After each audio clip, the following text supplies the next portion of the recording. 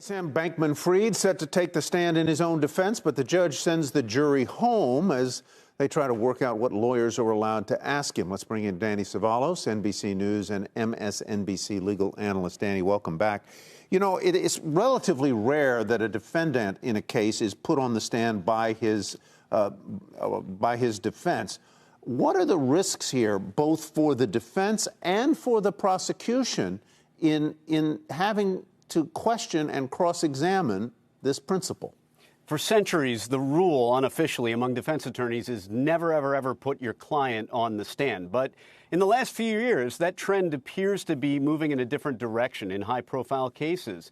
We have seen several high-profile defendants take the stand, some with some success, others with zero success. But in a case like this, where the federal government has built quite an impressive case against Sam Bankman-Fried, this may be as simple as an act of desperation. Now, the pitfalls for the government are that no matter how well-versed the cross-examining attorney may be in the world of crypto and Sam Bankman-Fried's business, it is doubtful that he knows as much about the business as Sam Bankman-Fried himself. So there are traps for the unwary, as much as the government, I'm sure, is prepared to cross-examine SBF. Danny, what about this particular move of dismissing the jury so that evidently the judge can listen to the testimony and figure out if he's going to, do himself too much damage before the jury? No, in fact, this goes back to September. The judge issued an order limiting the kind of evidence that the defense could introduce. And one of those was the idea that the judge would determine on a moment-by-moment basis whether Sam Bankman-Fried could raise the issue of, hey, there were other attorneys around and maybe they sort of sanctioned this.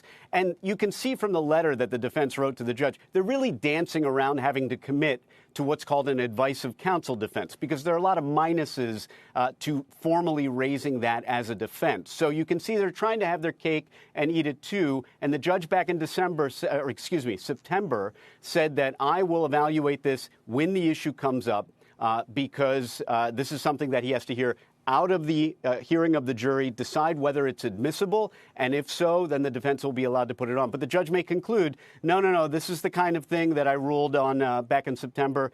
This you cannot admit. Correct me if I'm wrong, Danny, but this advice of counsel defense, I think, has come up in the context of former President Trump's civil trial in New York City, where he is also presumably expected to take the stand. Am I right on that? You are exactly right. And here's the thing about advice of counsel. If you raise that as a defense, there are a lot of very bad things that can happen right away. One of those is that you destroy attorney-client privilege, and so the government could theoretically call those attorneys to come in and say, hey, I heard what he said that I told him. I never told him that. That was not my advice. Now, that kind of testimony would be devastating for a defendant. So there are pitfalls to using the advice of counsel defense, and that is why you see SBF's defense really trying to straddle the line and sort of use a quasi-advice of counsel defense that, hey, there were these sort of attorneys in the periphery. We're not formally saying it's advice of counsel, but it was kind of unofficially sanctioned by counsel, maybe. The judge is probably not going to let them do that, straddle the line. He's probably going to make them commit one way or another or completely exclude the evidence after he hears it today. All right, Danny, thanks very much. Always great to see you, sir. Danny Cevallos. Appreciate it.